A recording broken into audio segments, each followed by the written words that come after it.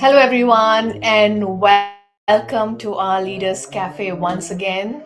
Last month, we had a special International Women's Day edition of Leaders Cafe Beyond the Summit, where we had the youngest female to climb the Mount Everest as a keynote speaker with four other talented speakers on a panel. We are back again for April edition to learn about diversity, inclusion, and women leadership from a leader who's part of a young, dynamic, and apparently the highest valued Australian unicorn company, Canva. I bet all of us have probably played around or tried something on Canva. So, this is a very interesting chat for me. I'm looking forward to learning some best practices, what a young dynamic organization is doing in this space. So, welcome to the 22nd edition of a thought leadership series, Leaders Cafe Rise and Thrive, Empowering Women in Tech. Before we start, I just want to throw up some figures over here. Currently, only 14% of executive roles in technology sector are held by women. Although women make up for 46% of all employees, but only 28% reach the top level. In a world where gender equality remains an ongoing discussion, it's also crucial to recognize the strides that women have made and continue to make in the face of adversity. We recognize that women in tech face unique challenges. Despite these hurdles, they continue to thrive and excel, showcasing their resilience and determination. In this episode, we are shining a spotlight in what it takes to get it right in a fast growing and dynamic organization. And if you're part of one, I hope you've got your notepad on to take in as many exciting tips and takeaways from our conversation. Canva as an organization has demonstrated its commitment to diversity, equity, inclusion through various initiatives. One of the most successful female led tech companies in the world, Canva was started in 2012.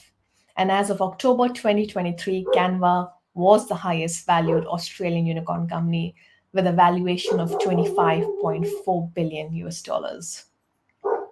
I'm excited to introduce Stephanie Zuniga Mar, our diversity inclusion partner at Canva, who will be taking us through this fireside chat throughout this session.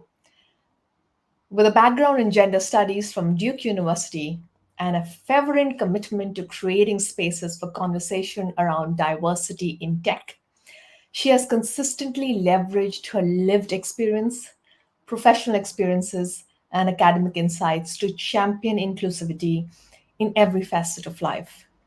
Steph has played an integral role in building and fostering an inclusive environment in Canva and beyond.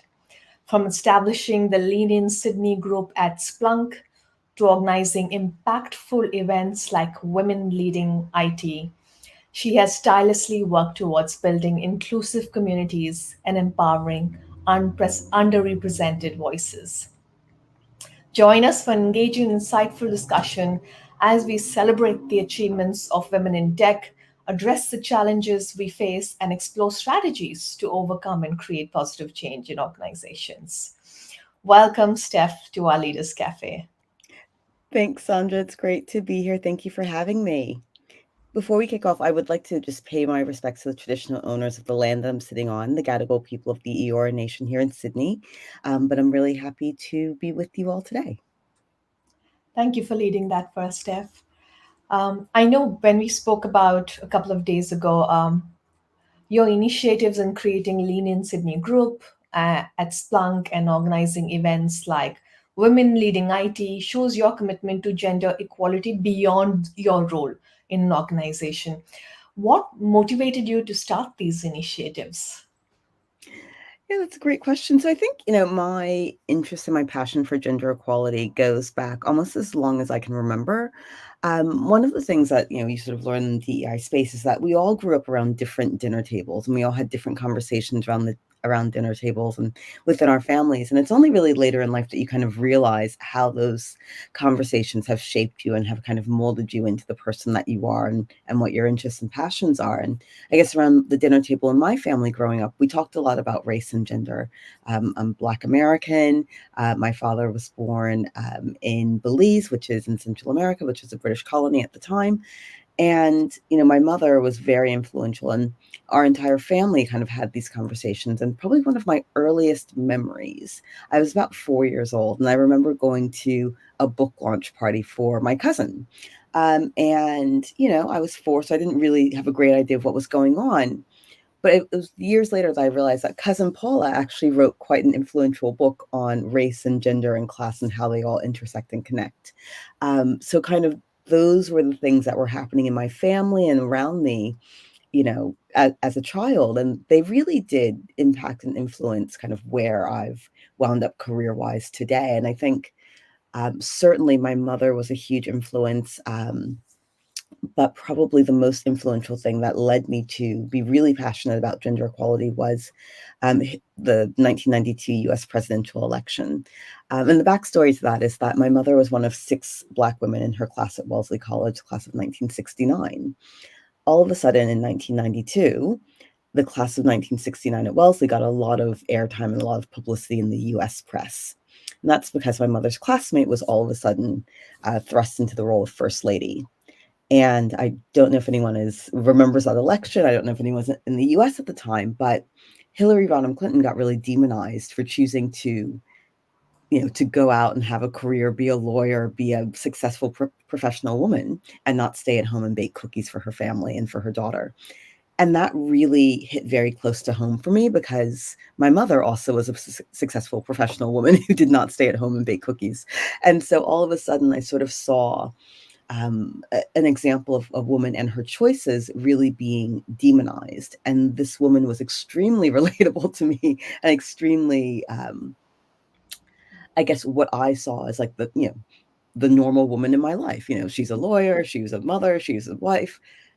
Those were the role models that I grew up around. And to see that sort of cast as a terrible Mhm. thing, by the media, that really did impact me as a 11, 12-year-old child. And from there, I, decided to study women's studies at Duke because, again, it was something that was really interesting to me. As I grew up and left the US and came to Australia, I started working in IT recruitment and tech recruitment. And there was a moment when I realized that I was recruiting for a role or recruiting for a company, and there was not one woman who was a hiring manager. There was one woman who's a hiring manager in that company out of hundreds of people and many managers I dealt with. And it was a real eye-opening experience because having studied women's studies and gender studies at Duke, and you kind of hear about these things as if they've happened in the past. So we fixed it, women are equal, they have equal rights, we have equal opportunity.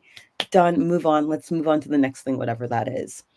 And there I was, in my mid-20s, late 20s, kind of realizing like, wait a second, this isn't fixed. This is very much still an issue. And it's very much still something that we have to really think about. And so, through kind of my professional journey, I really started to take more of an interest on women in tech, and not just women in tech, but, women, the role of women overall. And as I've lived my life as a Black woman, an African American woman, an expat woman, whatever, all these other kind of labels that you could put on me or that I put on myself, I've also come to realize that my experience hasn't been unique. And there are a lot of women of color, there are a lot of women with different lived experiences in Australia who are experiencing a range of different things that don't necessarily get talked about when you only look at diversity through a gender lens. So that's a very long way of saying that there's not one point that I was like, yes, this is what I want to do, but it's kind of been a continuous evolution over the last 40 odd years. Beautiful. I love the way your story started with the dining table as a child, and I think those conversations sit with you forever and they shape you as a personality. And you're blessed to probably have conversations like that. That's kind of led you to the person you are right now in championing it and ensuring that there is more voice that's happening. And you're right also. for many years, you've had these conversations in your dining table. For me, many years, I didn't have any conversations around it, whereas I had a lot of intersectionality in it. Coming from India, who was an Anglo-Indian, so somewhere in that space, uh, I felt not included in certain conversations and spaces. Just starting with my name, which was very un-Indian like. But there was a sense of inclusion that I felt eventually being part of that society and moving forward there. And then now moving here in Australia as well, it's completely different. Now there's a new intersectionality that's added now as a woman of color, which was not the case back home.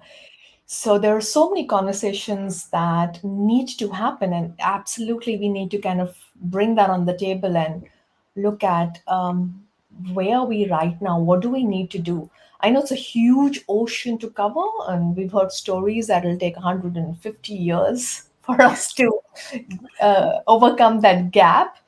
But I do feel it's one step at a time, and eventually, hopefully, the 150 would be a much shorter gap to um, take that forward.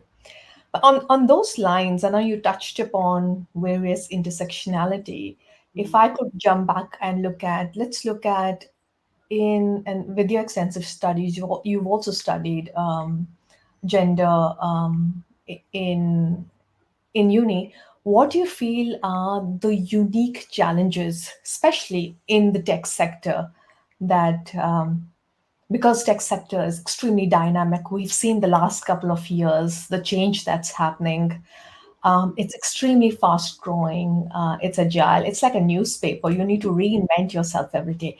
What's the challenge in driving or unique challenge in driving diversity, equity, inclusion in a sector like this? I think there are quite a few challenges, but I think one of the biggest challenges is that I don't want to say that it's a lack of education, but a lack of real understanding of different identities and Mm, how different identities can overlap and can play together. And especially here in Australia, we have a tendency to look through a gender lens. We think women. And it's like, oh, great, we need more women in tech. What kind of women do we want? Because there's a whole swath of different lived experiences that fall under that. yeah. And if we're only designing for the stereotypical woman, whoever she is in our heads, we're actually missing out on a Mm, lot of other lived experiences that we need to consider in creating a truly equitable and inclusive organization and society. I was back in the U.S. back in November, and I attended a conference called Afrotech, which is all about, so it's the largest Black tech conference in the world. And I was listening to a talk on inclusive design from someone from Adobe, who obviously is a big rival of Canva, but still he had great insights to share. And he talked about designing systems and designing product and designing processes for the most marginalized group. And so in the case that he shared, it was a Black trans woman with disabilities. mm, And so when you think about that person and all the different intersections of their life and all the different lived experiences and the different identities, if you design for the woman aspect, you're missing out on their lived experience as a trans person and a lived experience with mhm, disabilities and all of these other lived experiences, which may be far more impactful than the gender mm, lens. So if we mhm, can really look at accessibility and neuro inclusion and First Nations women and women of color and women who don't have English as a first language and all of these different lived yeah. experiences, if we can make sure that our workplaces and systems and products are designed for those really marginalized cases, Mhm, we'll automatically include more women. Like women will naturally, as 48% or whatever we are now of the population, women yeah. will automatically be included if you're designing for women of color. Yeah. Women of color are Absolutely. women of color. Let's Yeah. how do we include more in Mhm, within our just how we think about diversity even. So I think that's probably one of the biggest challenges. I think the other challenge is that identity is so personal. Giving mm, people the psychological safety to be who they are at work and to disclose who they are, mhm, that's not something that's going to happen overnight. If the mhm, person who we are thinking of trying to include has been marginalized, has been discriminated against, has faced bias throughout their entire life. So, that psychological safety aspect is kind of a big mm. piece even understanding what does diversity look like in our organization. I think, you know, the other piece to inclusion is that it really is interpersonal. Um, you know, equity is systemic, but inclusion is really interpersonal. So how do we give each other a shared understanding, shared empathy, so that we can really take those steps towards inclusion on a very, you know, one-to-one interaction level? You know, how do we understand our own biases? How do we understand the biases of others? How do we kind of do that? The really hard work of unpacking who we are so that we Mhm. can build an inclusive and equitable future. Yeah, yeah. And I double click on everything that you said. And for me, psychological safety kind of tops this bit, because if you create a space of psychological safety, you are able to add conversations, people, processes in that area. So the question I often have is, and the work we do is we also get into organizations and kind of create a workshop or a session that creates a sense of safety for people to share what they're really feeling and come out safely in talking about their identities and whatever they're feeling. But how does an organization, on an ongoing basis, if you could share a couple of, say, instances or strategies or best practices to create psychological safety? Well, it's hard, isn't it? I mean, it's because again, you're not necessarily going to create it. Oh, I think you've just disappeared, or have I disappeared? Um, it can be a very difficult thing to create because it requires everyone to feel like they have an equal voice and an equal seat at the table without fear of what that could mean for them. So empathy is a really big thing, and building an empathy muscle and understanding identities that are different from your own through education is something that we really do focus on. And you know, these acts of inclusion, little things that we can do, which, you know, to us it might be something little like making sure that the food in the cafe where we eat is labeled so that we know what's halal, what's gluten-free, what's dairy-free, and we understand all of the different requirements of each, that we each have. And again, food's such like a, it's a little thing, but it's a big thing. But just those little steps to make sure that we're treating everyone equally and fairly in order to kind of build that empathy and build that inclusion for each other. I think at Canva, we're also really lucky because one of our values is to be a good human. So, you know, taking that whole mindset of like, what does being a good human mean? And what does it mean to be a good human to those Yeah. around you? You know, it's Yeah. creating that environment where people do have a level of trust in each other so that if they do bring whatever their identity is, you know, if you trust that the people around you are good humans and that you're living by that kind of value, I Yeah. think it takes away a little bit of the stress. But again, you're dealing with years of trauma, years of, you know, psychological danger for people. I don't know if that's the right term, but you know, years of experiences where people haven't been, felt psychologically safe to be able to be True. themselves, and all of a sudden they're in an environment where hopefully they feel like they can. Yeah. Yeah. When you talked about Canva's focus of being human, I think somewhere I read, I think in your introduction pack, you said, creativity is intelligence having fun. So it Mm. kind of just brings that flavor of inclusivity. It's just about intelligence, it's about having fun, it's about creativity, nothing beyond and above. So, and even on some of the best practices, one of an organization, when I talked about creating a safe space, we talk about neurodiversity, about Mm. styles, and sometimes safety comes from how that person spoke to me or looked at me, or they don't look approachable, and so I may Mm. not be able to share what I need to share. But it also could be that person's style, who may not be very welcoming, and so we ourselves put biases in our thoughts that I can't share what I'm feeling because I don't see too much of a smile in that person when I meet them. um, and so one of the organizations had this disc profile done for everyone in the organization, and each person had their profile on the desk. So whether you're dominant or a compliant or sensitive, so when you're approaching that person, okay, this person is a hugger in a way because I know what the disc profile is, so Yeah. I can expect it. I know this person very analytical, so you won't see too much of a smile, and that's okay. So Mm. that's one way they put that, like we do with our she, her, they, them as well, introducing who we are. So that's one way I heard it helped the organization to know who the background is and still have that kind of conversation or design our conversations around them.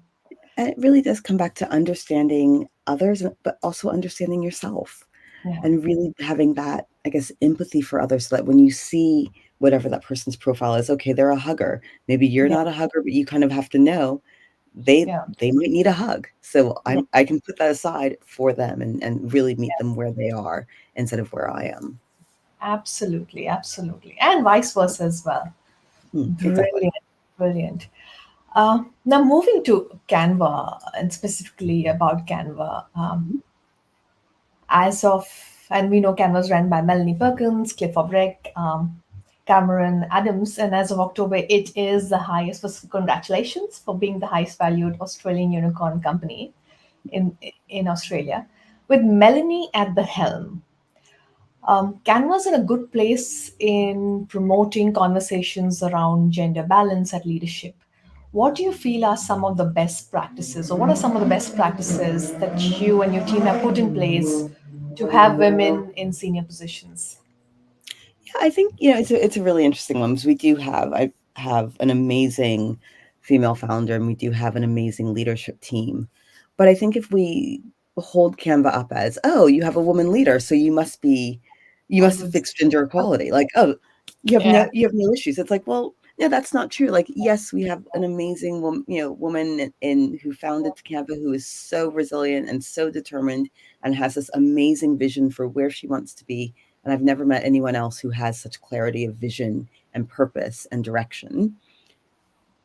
But at the same time, we still have, an imbalanced engineering team. We still have 4,500 other people at Canva who still are facing a lot of the same challenges that every other organization is facing. I see a question about, how do we encourage more young women and girls to pursue education and careers in STEM? I mean, that's the billion-dollar question, the trillion-dollar question even, and it's not something that we have figured out either at Canva. So I think, yes, we are very lucky in that we have an amazing leader, but we still have all of the same challenges of every other corporation and every other organization. Mhm. And I know you mentioned about you have a woman leadership program that's run. So if you could talk a little bit more about what that is. Women in leadership at Canva. Yeah. Yeah, so look, we are launching um, a mentoring program, especially for our women in engineering. That's where a lot of the focus around gender inequality is at Canva and promoting women through leadership. Um, and again, much like many other companies, we have gender imbalance in engineering and gender imbalance in some other areas, and gender imbalance in the opposite way in some teams as well. So, the conversation around getting more women into leadership is a really hot topic. Was how do we make sure that women, when they're hired, stay at Canvas and progress fairly and are treated fairly, and how do we make sure that the same drivers or the same challenges that other companies are facing in terms of promotion and remuneration, that we're not seeing those as well. So we do have mentoring and coaching. Unstoppable Me is a program that our Canva women engineers um, can participate in. We have Canva U, which is our internal L&D function. I mean, we also have an internal coaching team that helps on an individual level when people are facing their own kind of blockages in careers and things like that. But we have perfectly balanced leadership teams? No, we don't. Is our engineering team 60-40 or 50-50 or 48-48 4? I'm terrible at math. No, it's not. And so it's something that we are intentionally working on, trying to solve this really intractable problem of women in STEM and women in tech. Yeah. So true. And Steph, I never felt that we can ever be, or we should be targeting for a 50-50 ever. It's about getting the right people for the right roles. Mm. And in some areas, like you said, in engineering, your pendulum is on one end of the spectrum.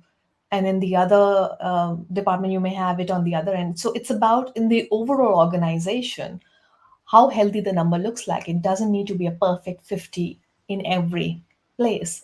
Right. But as long as there is a sense of balance, it could be a 60-40, it could be a 35-75. We're looking at how are people feeling empowered enough, and are we kind of creating a space of, and not only just a space, but is there a systemic process in place to get people to those positions, firstly to find those people, and secondly groom those people and then get them in those positions. So there is a systematic approach. And what I heard from you, you have mentoring, you have coaching, you have an internal program in this whole bit.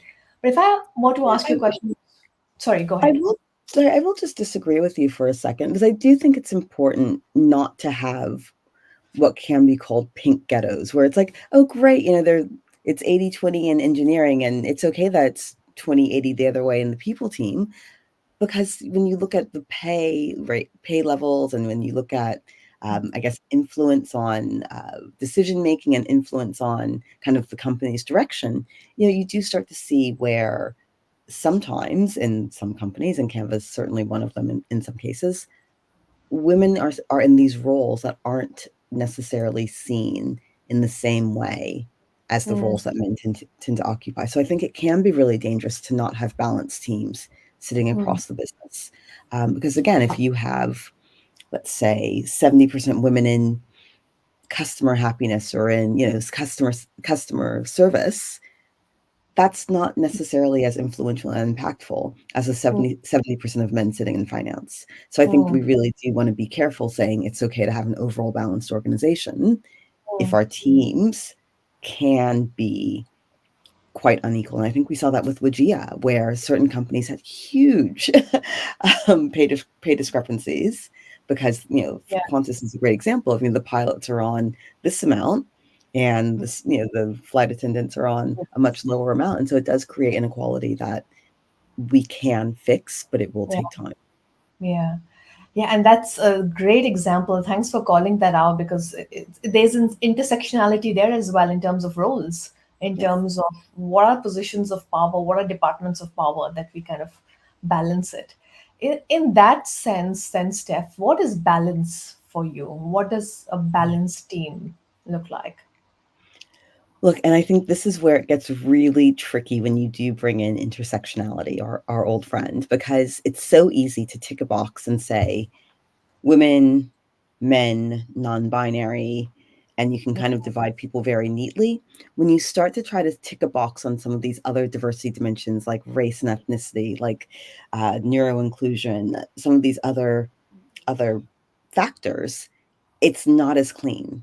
So to me, a balanced team, there's no, it's not going to be 40-40-20. It's not going to be ratio, because you're really looking at something a little bit more holistic, and Mhm. looking at almost what voices do you not hear or do you not see represented in your team. And that's one exercise that we kind of go through sometimes with our teams, is that if you go through, it's called a circle of influence, and you write down, and it's great to do it yourself if you're kind of worried, wondering what voices aren't being represented in your life, and to write down the 5 people who are closest to you. And it could be 5 people who are closest to you at work, or the 5 people closest to you in your personal life, and to go through and write down, their race, their age, their gender, their sexual orientation, whether they have a disability, whether they're a parent or carer, and kind of go through a number of different diversity dimensions and put a little check in the box. So if someone's a man, check man. If someone's, uses a wheelchair, check has a disability. And to go through and see where the gaps are in your own life and in your own kind of circle of influence, and who's speaking to you on a daily basis and who you're speaking to. Yeah. And if you can go through that with your team or within your team and kind of work out, okay, well, we actually don't have anyone who lives with a disability in our team that we, who's disclosed it, or who feels comfortable enough to disclose it. Or, oh, actually, we don't have any voices from the Pride community. Or, Mm, oh, actually, we don't have any parents in our team. And then you mm, can start to kind of look for the voices that you don't have. And mm. that's really how you can create, I guess, balance and representation within teams. Yeah. That reminds me, that's a great example. Reminded me of one of the exercises we used to do in inclusion with UN companies called Discovery Circle. Mm. So we used to do this Discovery Circle, and we would randomly call out 30 words, and they could represent people from different backgrounds, race, color, intersectionalities. And we would tell them who would you put inside your circle and who would you put outside your circle based on your resonance. And we would really call it out really quick, so you don't have time to think whether it's the right or wrong thing to do. You're just filling it up, and then there's a pause at the end and say, okay, now look who's inside your circle and who's outside, and just reflect a little bit on why they're outside and how do we bring them inside. That's a great exercise. And again, it forces people to understand their own identities and their own areas of privilege as well. And I think privilege can sometimes be a dirty word. And my husband and I have fights about whether he has privilege and things like that. I'm like, you're a white, straight man. Yes, you do. But, this whole concept of like what identities give you privilege and what identities may decrease your privilege in the spaces that you move through. It's also a really important exercise to do to understand yourself. Yeah, yeah. Beautiful. I don't know whether you've experienced this, Steph, but when I speak to some women leaders, when I quote some women leaders, especially women of color or different race, they feel that sometimes they're called on to either speak or represent or as a sense of tokenism of Mm. putting them out there.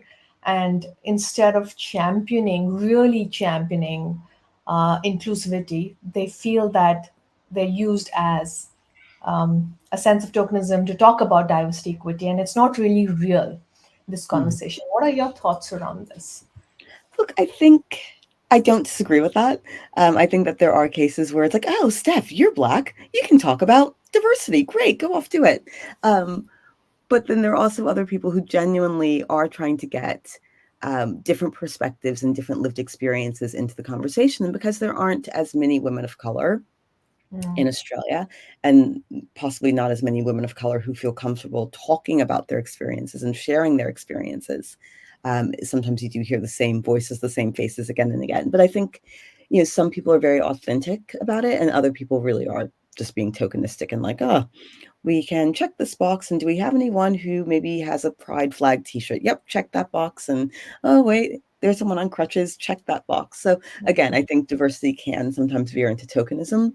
And we just really need to be careful about calling that out and sometimes giving people the benefit of the doubt, but also using our critical thinking skills to see where that might be happening. That's true. And always feel that that's still one step somewhat in the direction, because when I look at IW, and we just come out of an IWD month, International Women's Day, every second organization is doing something. They're getting a panel of women speak, the HR bodies, L&D bodies doing that. And when I open that and I'm looking at it, the 10 women leaders have called to talk about how we can improve women leadership.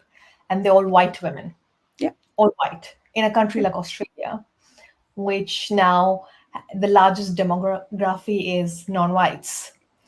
Now I'm thinking that uh, how can one, how can they find, and there are many and more, because when I mostly speak with a lot of women of color in leadership positions or doing their own fantastic companies, small businesses they're running. So there are enough out there.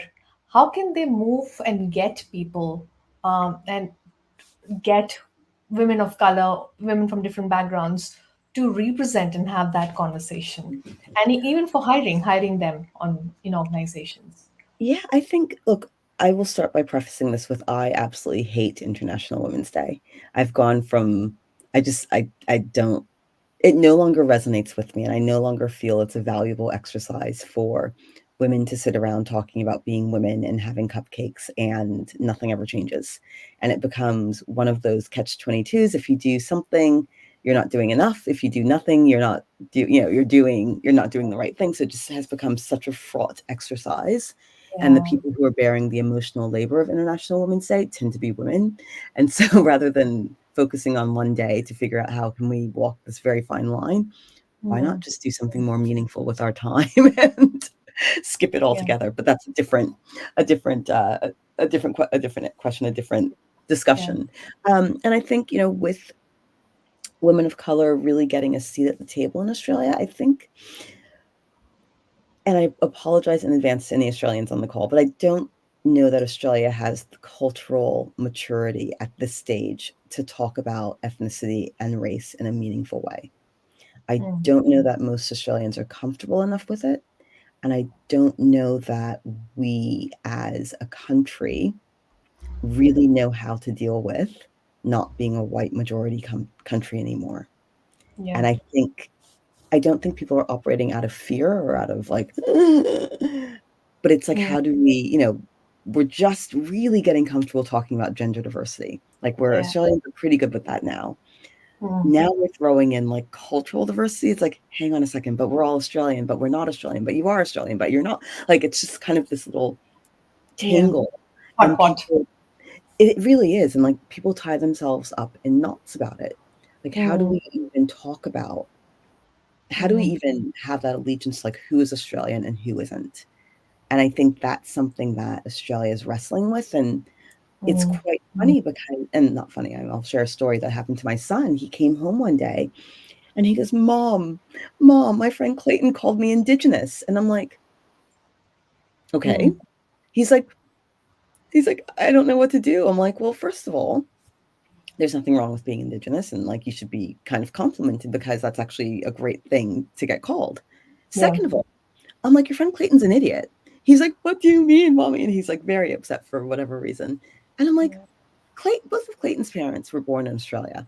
Neither Mm. one of your parents were born in Australia. Clayton's far more likely to be Indigenous than you are. So what are True. you upset about? Like That's Clayton. true in the real sense. Yeah, absolutely. But again, my son with brown skin, Yeah. I guess the only way that Clayton could work that out was he must be Indigenous. And it's like, but just because Mm. someone has brown skin does not mean that they're Indigenous. Yeah. But we don't have the cultural language, the cultural competency as a Mhm. nation, as a country, to really Mhm. talk through the nuances of people who are coming from different places and blending cultures and races and families and ethnicities and all these different things to create Yeah. the Australia that we'll have in 10 years and 20 years' time. Mm. So I think, women of color, we need to be more vocal. We need to Mm. band together. We need to probably be more visible and put our hands up a little bit more.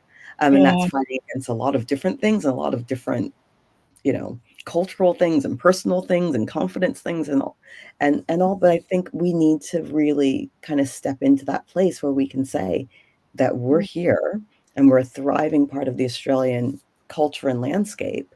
Yeah. Listen to us, listen to our Yeah. lived experiences, listen to our stories, Yeah. listen to all of the things that are going on in our world as well. And also, That's women of color, it's a big group. It covers people who are, first generation, newly arrived in Australia, covers people who are, who've been here for 3 or 4 generations and who were just brown skin. It covers such a big tent.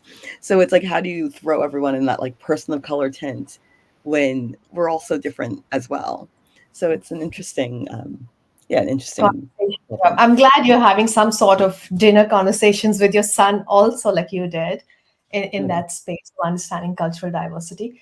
But I do mm. believe they've started these conversations in the education system. But again, very early. But yeah, it's good to have these kind of conversations And early in and to be honest, I guess one of the bright points is that at least he knew what an indigenous person was, and he knows the acknowledgement of country. If he understands all of those things, so I guess they're learning all of that. yeah, And to the school's credit and to his friend's credit, he's like, "Oh, brown person, indigenous. We've learned about you. We'll put you in this box." But of course, yeah, yeah. it's a It's big a lot more than that. Yeah, yeah. exactly. Superb. I want to shift gears in terms of personal interests, and I know you run a blog. I also mentioned that with you last week. He runs I Cook. I love that. I would probably change that to I Run He Cooks, but I love the He Runs I Cook. It talks a lot about your passion for cooking. And so, in your opinion, where do you feel is the role of personal interest in promoting work-life balance, and how do you integrate this? Yeah, so I mean, I'm a feminist who loves to cook, which if you can work that out, I don't know, you know. But I think, for me, like work-life balance, and maybe it's just the space that I'm in and the work that I do, but everything that happens in my personal life impacts my work life, not just from a day-to-day point of view, but also from if I'm having this lived experience of I'm trying to juggle this, other Mm, people are probably having a similar experience. And I sit around and I talk to the women around me, and we're all facing a lot of the same struggles. It's that, school finishes at 3:15 or 6 o'clock if you're lucky and can get your kid into after school care, and the workday does not. So how do we juggle everything that we're trying to do? And I think my personal interests of cooking, of reading, of learning, of watching movies, of doing jigsaw puzzles, it kind of all fits into being able to I say turn off from my work, but I'm never really switched out of that DEI mindset, as my husband will definitely tell you at times when he says something, I'm like, "What did you say?" Like, "Huh?" Um, so I think, for me, my work life, even if I'm not at work, I'm still thinking You're about it, because there's mm, so much of my lived experience that is calling out, conversations around cultural diversity, conversation around gender equality, when my yeah. son goes, "Oh, well, girls can't do this." And I go, "Well, what do you mean by that?" He gets like the feminist mom hands on the hip. It's like, "Explain what you mean by that." He's like, "Oh, well, boys are stronger than girls." I'm like, "Well, you're not stronger than Ash Barty, or you're not stronger than Serena Williams." And so we sort of, teach him that what he's saying is the wrong thing. But Mm, again, that's I'm hopefully raising him so that in 20 years' time when he's working, he's yeah. not going to bring bias Mm, against women, some of those yeah. biases into Yeah. the next generation of work. So, yeah, I don't know that I have great work-life balance in terms of being able to switch off my DEI mind. You're living it, so it's not a role for you. You're Exactly. being you're being that. Alex, that's an interesting point you shared. We keep talking about what we need to do at work to create the inclusive environment, to have these conversations, but actually it goes back home. You need to have those conversations at home, because you are part of a huge society. So it's not just going back to work, because what you do at home, you will bring to work. So having those conversations at work will also help your partner or your family or your kids in future to then not have a conversation on diversity. Then it's just business as usual. Nobody's talking about diversity because it's just being human at the end of the day. Exactly, and, my father-in-law, bless him, love him to death, but, like, he talks about how he has had 3 kids and never changed a diaper, and I'm like, "How is that possible?" Like, how are you never left alone with any of your three children long enough to never change a diaper? Whereas, my husband, when our son was 9.5 months old, he became the primary carer for 3 months, and so Mm, he was doing I went back to work, and they would go to the park and go here and go there and go everywhere together, and so you just see that, like, even shifts like that where, 40 years ago, it was like, "Oh, no, I'm not changing a diaper, that's women's work," and now, to have men actually taking eq I say equal share, but, doing more and more and more to support and to be parent, like, to actually parent their children. It's not babysitting, it's parenting. So I co-parenting. think, yeah, Mm, and so again, it's not like, "Oh, well, I'll look after him today." It's like, "No, well, you're his dad, so you can look after him all the yeah, time." yeah, yeah, absolutely, absolutely. And that's, I think, a positive twist that's going on. I was just today in one of my reels, something popped up as, I think, the Forbes uh, billionaire list has come out, Mm, and it said that in Forbes billionaire list, only 3.6% women are mm, self-made billionaires. So there's 13% women who are billionaires there, and 3.6 self-made. So although that figure looks small, but a decade it was zero. mm. There was zero women a decade ago who were self-made billionaires, and it has shifted to that level. And so we may look at these figures being small, but like you said, now fathers are co-parenting, and this conversation happening. So we are moving in the right direction, and we need to do more of conversations and talks and actions Yeah. to get that going. So I was happy to see that 3.6 today. Look, I wish I were one of the 3.6%, but, one day, one day. Yeah, one day, one day, one day. I think your leader should be there. I'm not sure, but Well, I I'm sure just she is, but yes. sure she is. But I did see Taylor Swift pop up as the latest self-made billionaire. Oh, wow. Yeah. We're now moving towards closing this conversation.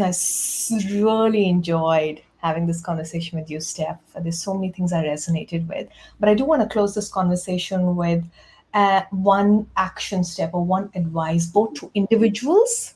So, Mhm. as an individual in the organization and as an organization, what we can do to foster. a more inclusive environment? I know you shared quite a few, but if there was one for an individual and one for an organization, what would that be? I think I'm going to give the same bit of advice for both. And Mm-hmm. it's going to be listen to people with lived experience who are around you and learn from them. So Mm-hmm. listen and learn.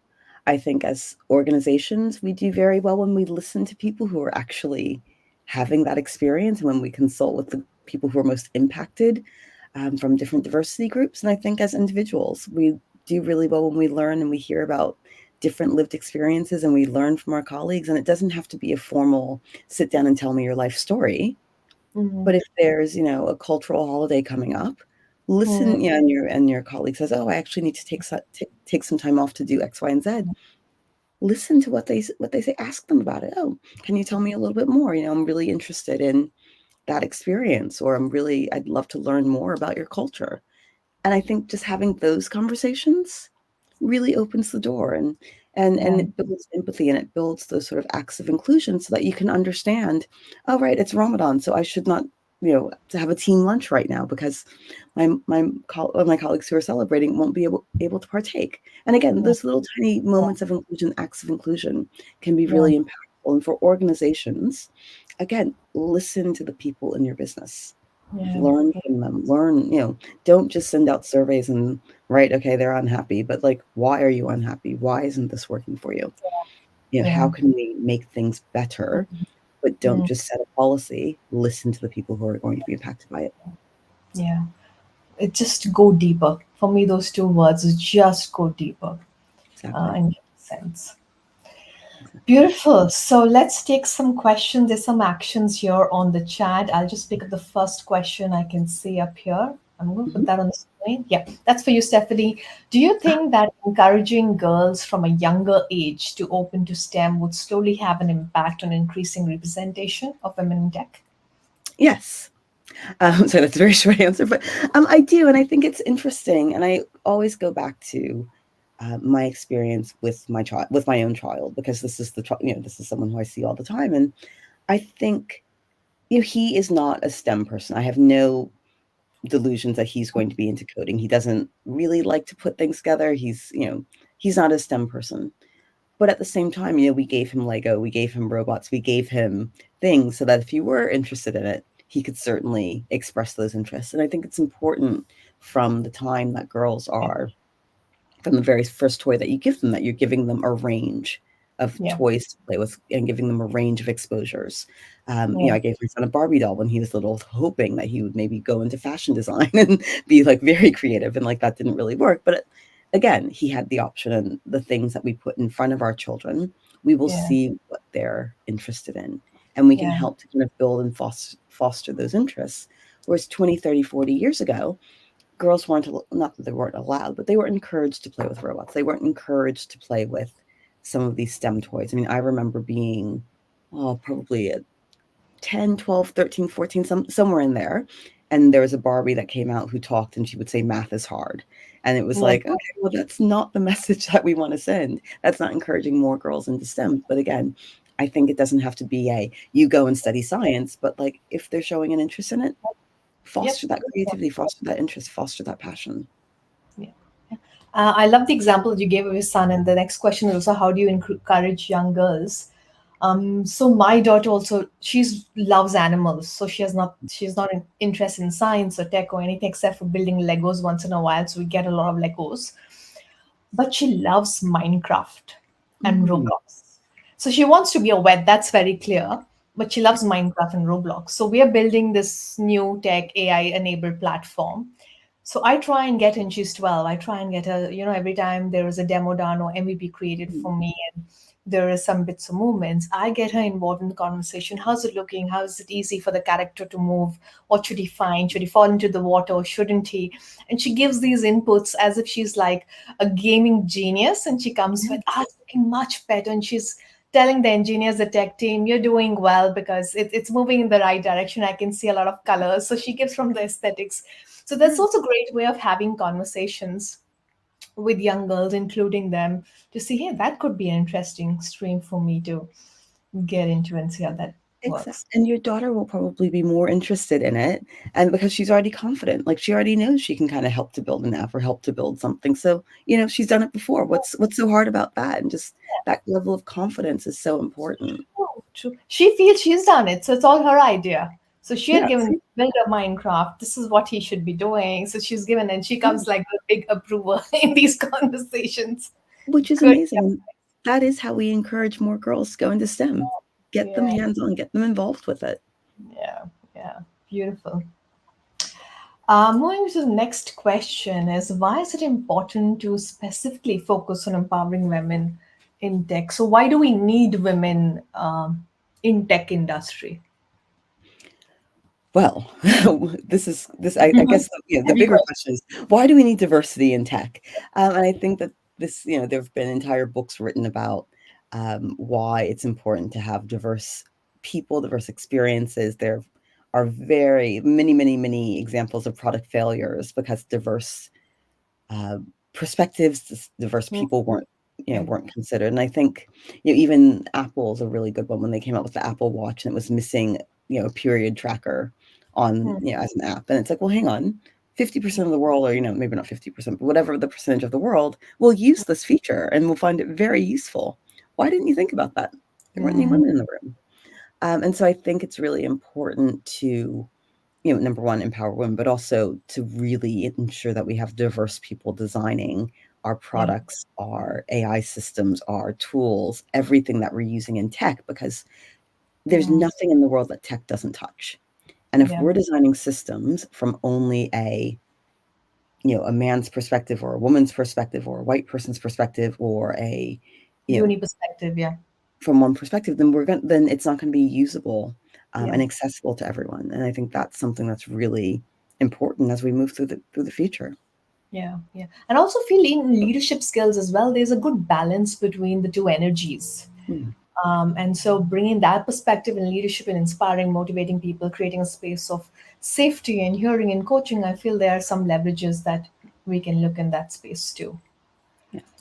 Okay, this is an interesting question. How does Canva measure the success of its DEI programs? Are there any metrics you can share on how these initiatives have impacted the company culture and workforce demographics?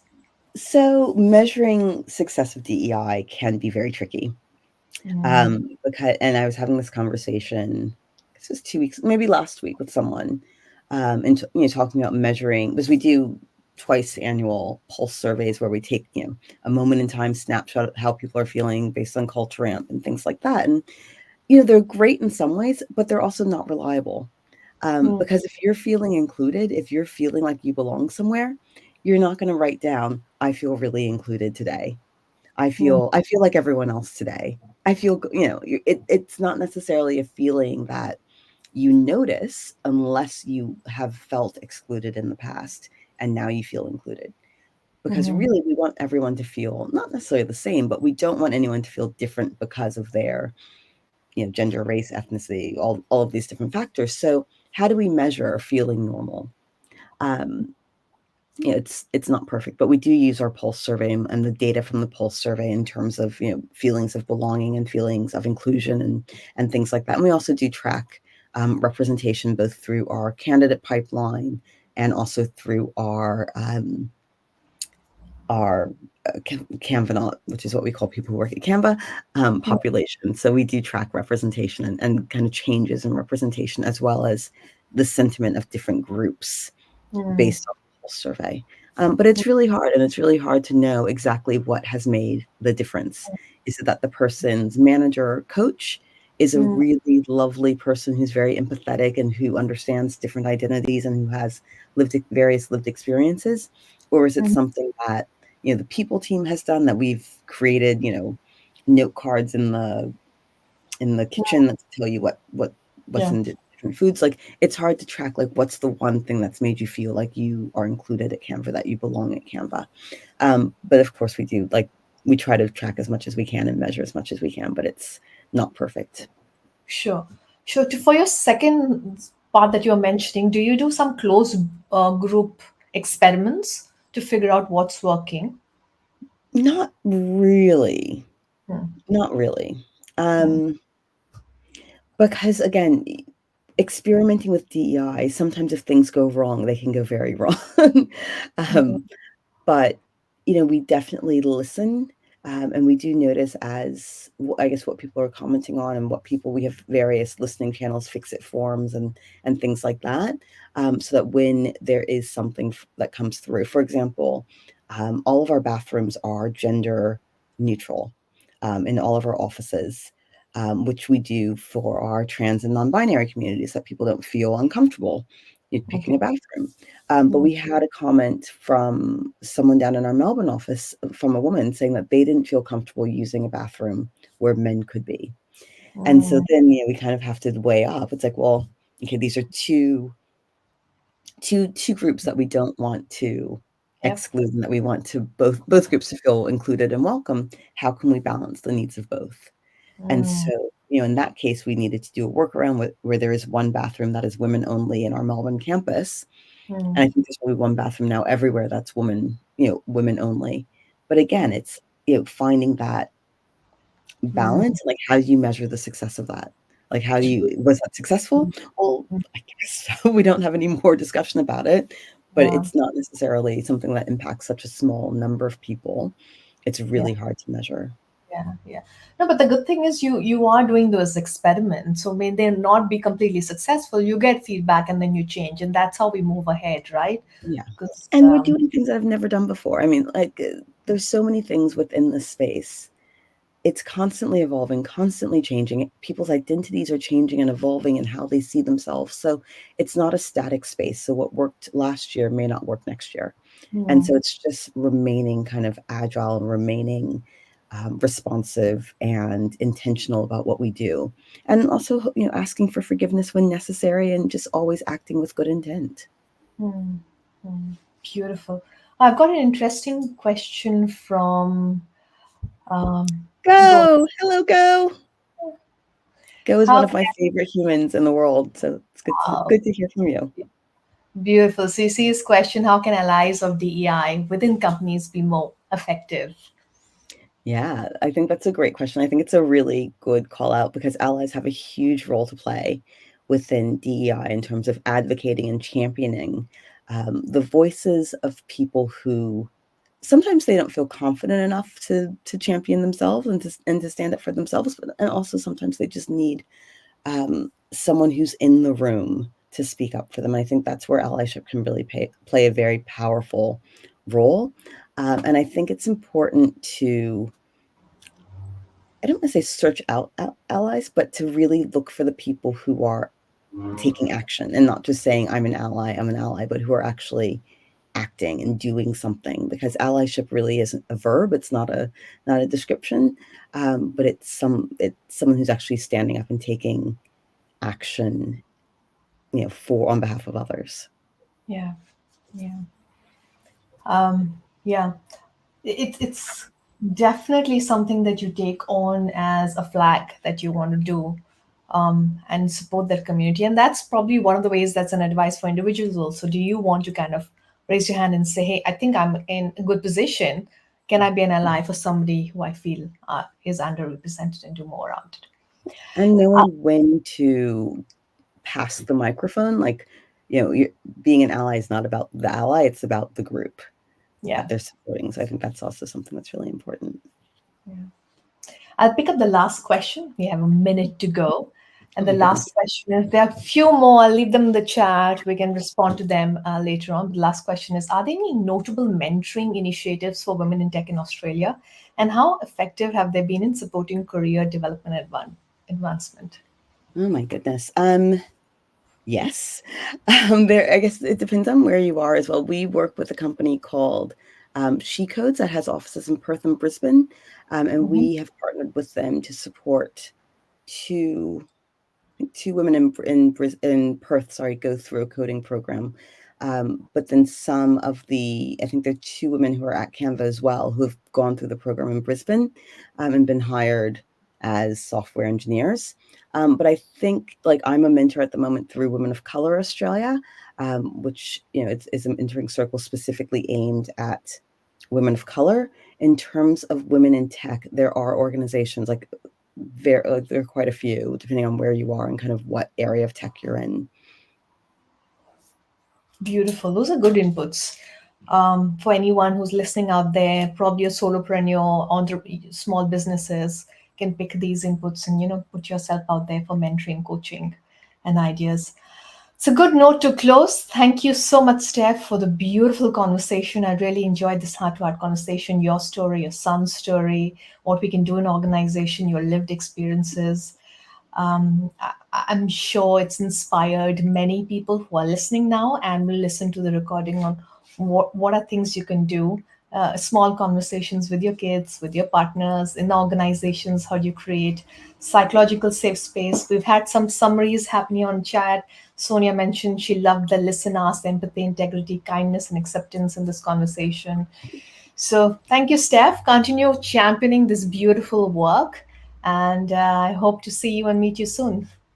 Thanks so much. Thanks, everyone. Good to see you. And thank you for having me. Thank you. And we've got a scan code here in case anyone's interested in understanding more about women leadership programs, what we can put in place in organizations.